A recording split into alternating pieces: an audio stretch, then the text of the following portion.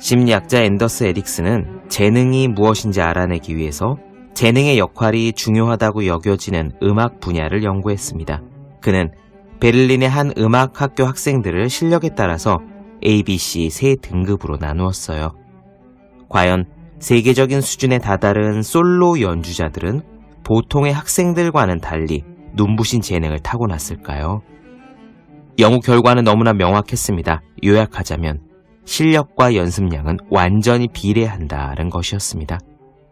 C급 수준의 연습량을 가지고도 A급 연주자가 된 학생은 아무도 없었고요. A급과 같은 연습량을 기록하고도 C급에 머문 학생 역시 한 명도 없었습니다. 재능의 비밀은 단지 연습량이었죠. 음악에서 재능이라는 말을 공부에서 머리로 바꿔보면 이렇습니다. 선천적으로 타고나는 공부 머리는 없으며 실력과 공부량은 완전히 비례한다. 그러므로 A급에 속하고 싶은 사람이 해야 할 일은 단지 A급만큼 연습하는 것이다. 책상에 올려두기만 해도 공부하고 싶어진 365 홍콩 캘린더 A급이 될 수 있는 비결의 한 대목으로 시작합니다.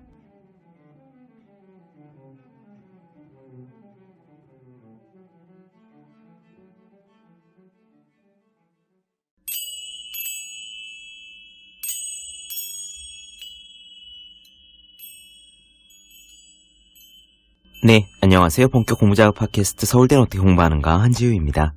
우리는 지금 데이지 크리스토둘루의 아무도 의심하지 않는 7가지 교육 미신 살펴보고 있습니다. 요즘 프로젝트식 수업이나 토론 수업을 많이 합니다. 제가 알기로 이런 프로젝트식 수업은요, 원래 의대 수업이나 로스쿨 수업에서 왔습니다. 이른바 케이스 스터디죠. 환자를 놓고 병명이 무엇인지 치료법은 뭔지 찾거나 아니면은 범죄의 현장에 대한 설명을 읽고 누가 무슨 죄에 해당하는지 토론을 하면서 찾아가는 겁니다. 수업의 집중도도 높고 재미도 있겠죠? 또 열띠기도 할 겁니다. 다만 이런 방식은 주의할 점이 있습니다. 첫째, 철저한 배경 지식이 기본이 되어야 한다는 것과 둘째, 상대적으로 고학년에서 효과가 클 수밖에 없다는 거예요. 극단적으로 생각해서 형법 지식이 없는 사람들을 모아놓고 범죄의 현장에 대해서 토론을 해보라고 하면 답이 산으로 갑니다. 의학 지식이 없는 사람을 모아놓고 환자를 분석해보라고 해도 마찬가지겠죠. 의대나 법대처럼 학습량이 많은 전공 과목에서 곧바로 암기가 연상되는 이유가 바로 그겁니다. 암기가 바탕이 되어야 케이스에 그 다음에 달려들 수가 있어요. 저자가 짚는 두 번째 이야기는요, 학생 주도 수업에 대한 미신입니다. 루소나 듀의 영향으로 학생들이 직접 토론을 통해서 배워가는 학생 주도 수업이 중요하게 다뤄지고 있다고 합니다. 우리나라 상황이 어떤지는 모르지만 저자는 영국의 경우에 가급적 교사들이 수업에 끼어들지 않기를 권장하기까지 했다고 하네요. 시간을 주고 학생들이 스스로 답을 찾아가도록 말입니다. 문제는 그런 방식이 모든 교육에, 특히 어린 학생들의 교육에 적용하기가 힘들다는 거예요. 배경 지식이 없는 상태에서 토론을 하라고 해봤자 1차원적인 반응밖에 안 나옵니다. 예컨대 열대우림에 살고 싶은지 토론을 해봐라 라고 했을 때 열대우림이 어떤 곳인지 배경 지식이 없는 학생들은요, 그저 싫어요, 저는 더워서 싫어요 라는 말밖에 못한다는 거예요. 학생 주도식 수업 그리고 프로젝트식 수업은요, 사실적 지식을 전달하는 직접 교수법이 기본이 된 상태에서 보완적으로 해야 된다고 저자는 주장합니다. 단 여기서 저자가 비판하는 학생 주도식 수업이 우리가 많이 얘기하는 학원에 의존하지 않는 자기주도 학습과는 차이가 있다는 점 이해하셨으면 좋겠습니다. 제가 중요하게 생각하고 혼자 하는 공부의 정석 책에서도 다른 혼자 하는 공부, 즉 자기주도적 공부는요, 교과서, 참고서 혹은 인강 같은 것을 놓고 그 사실적 지식들을 스스로 들이파는 공부, 이해가 안 가는 부분이 있으면 그걸 찾아서 끙끙대는 공부를 말씀드린 거예요. 학원에서 하는 수업을 수동적으로 듣는 공부의 대척점에 있는 그런 공부 말이죠. 저자가 말하는 학생 주도형 수업은 학교 수업에서 교사가 지식을 가르치지 않고 어떤 활동 주제만을 주면서 예컨대 천사와 악마라는 주제만 주고요. 교사는 그 주제에 대해서 질문만 던지면서요. 천사가 있다면 어떻게 생겼을까 하는 식으로요. 그러면서 학생들끼리 의견을 주고 받아가며 하는 수업을 말합니다. 만약 직접적 교수법이라면 이런 것들을 알려주겠죠. 천사와 악마에 대한 개념, 지금까지 역사적인 주장들, 그리고 그 주장에 대한 반박, 또 종교적인 배경 같은 것들을 교사가 직접 설명을 해줍니다. 자, 오늘 이야기도 흥미롭습니다. 한번 직접 들어보시죠. 시작하겠습니다.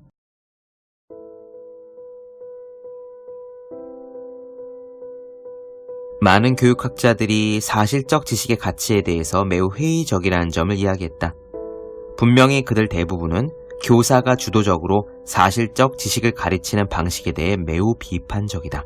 그들은 교사 주도의 주입식 교육을 수동적이고 비인간적이라고 여긴다. 사실적 지식에 대하여 회의적인 학자들은 반복 연습이나 암기에 대해서도 비판적이다. 최근 많은 학자들은 이런 학습에 대해 기계적인 암기 학습 또는 죽을 때까지 반복 연습이라는 경멸적인 표현을 쓴다. 루소는 에밀이 암기하는 방식으로는 배우지 못할 거다라고 말한 적이 있다. 이들은 사실적 지식을 가르치는 것이 다음과 같은 두 가지 측면에서 잘못되었다고 한다. 첫째, 비도덕적이다. 지식을 가르치는 건 어린이에게 해롭다는 것이다. 아동기의 모든 즐거움과 자발성을 박탈하고 어린이를 수동적이고 생각 없는 존재로 만들어버린다. 둘째, 비효과적이다.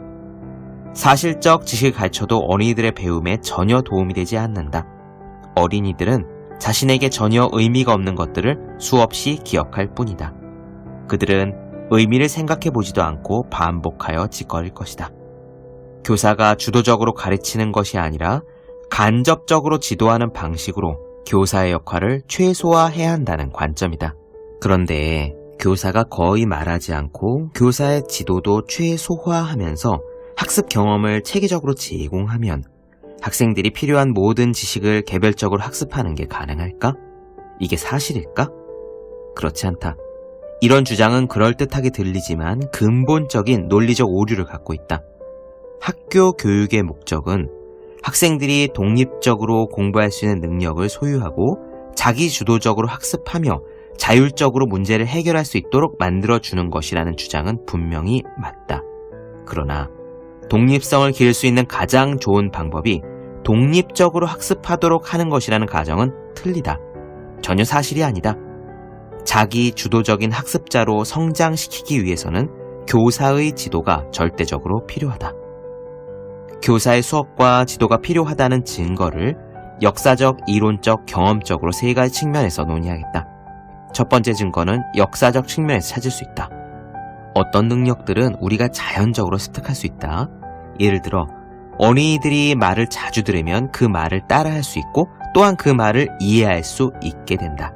그러나 인쇄된 자료에 노출되더라도 정확한 발음법, 철자 쓰기, 문장 부호 사용법을 자연스럽게 학습할 수는 없다.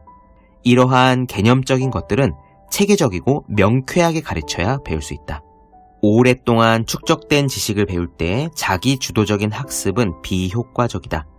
예를 들어서 건강 안전 수칙은 많은 사람들이 힘든 시행착오 과정을 겪으면서 축적된 결과다. 이 중요한 수칙들을 토론했다고 해서 초등학교 3학년 학생들이 완전하게 안전 수칙을 터득하리라고 여기는 것은 지나치게 낙관적이고 위험한 생각이다. 만약 어떤 인류가 시행착오를 통해서 어떤 방식은 위험하기 때문에 피해야 한다라는 것을 이미 확립해 놓았다면 이를 모르는 학생들끼리 토론을 하면서 알아보도록 하기보다는 설명을 통해서 이미 정해져 있는 수칙들을 이해시키는 것이 훨씬 안전하고 효율적이다. 교사의 직접 수업이 필요하다는 두 번째 증거는 이론적 측면에서 찾을 수 있다. 주변에 자연 법칙들이 수없이 존재하지만 인간이 그 자연 법칙들을 발견하는 데는 오랜 시간이 걸린다. 그 이유는 무엇인가? 새로운 정보를 학습할 때 전혀 안내를 못 받거나 조금밖에 안내를 받을 수 없다면 터득하기가 어렵기 때문이다. 자기주도 발견학습은 어떤 주제에 대해서 충분한 지식을 가진 학생들에게 더 적합한 방식이다. 그러나 학생들이 항상 이 방식으로 학습한다면 그들은 그 주제에 대해서 해박한 지식을 갖추지 못할 것이다. 학생들은 결국 달걀이 먼저인지 닭이 먼저인지 모르는 것과 같이 배경 지식이 없어 자기 주도적으로 학습할 수 없거나 자기 주도적으로만 학습함으로써 배경 지식을 습득할 수 없게 된다. 교사의 직접 수업이 필요하다는 세 번째 증거를 경험적 측면에서도 찾을 수 있다. 앞에서 교사 주도의 지식 전달 방식으로 공부한 셰익스피어도 창의력이 뛰어난 작가로 성장했다는 점을 논의했다. 이제 윈스턴 처칠이 반복 연습을 통해 공부한 사례를 알아보자. 처칠은 영국의 명문 사립 기숙학교에 다녔는데 다른 학생들만큼 똑똑한 편이 아니었다. 그는 영어 과목에 낙제점을 받아서 무려 3년이나 유급할 정도로 성적이 바닥이었다. 그는 많은 연습을 하면서 공부했던 경험을 다음과 같이 남겼다. 유급을 당해 기본 과정을 반복적으로 이수하면서 나는 나보다 더 영리한 학생들에 비해서 큰 이익을 얻었다. 그들은 계속 진급해서 라틴어나 그리스어처럼 멋있는 과목들을 배웠다. 그러나 나는 영어를 계속 공부해야 했다. 나를 포함해서 뒤떨어진 학생들은 영어만 배울 수 있었다. 나에게 가장 도움을 주셨던 소머벨 선생님은 가장 인기 없는 업무를 담당했는데 바로 멍청한 학생들에게 기본 영어 작문을 가르치는 책임자였다. 그는 영어 지도에 있어서는 진짜 전문가였다. 그는 다른 누구도 사용하지 않았던 교육법으로 가르쳤다. 우리는 영어 구문을 완벽하게 분류했고 또한 계속 분석하는 연습을 했다. 소머벨 선생님은 자신이 터득한 방법을 활용했다. 그는 긴 문장을 구성 요소별로 구분하고 검정색, 빨강색, 파란색 밑줄로 표시했다. 주어, 동사, 목적어를 구분하기도 했고 관계사 절, 조건절, 접속사 절로 분석했다. 매일 이렇게 연습을 했다. 나는 6학년에서 3번이나 유급을 했기 때문에 나는 3배나 남들보다 많이 배웠다. 나는 완벽하게 배웠다. 이렇게 나는 일상 영어 문장의 기본적인 구조를 확실하게 습득할 수 있었고 그것은 지금 나의 고귀한 재산이 되었다. 그렇다. 이것이 바로 연습의 효과다. 열등생이던 한 소년이 세계적인 연설가로 성장할 수 있었던 것은 이런 연습 덕택이었다.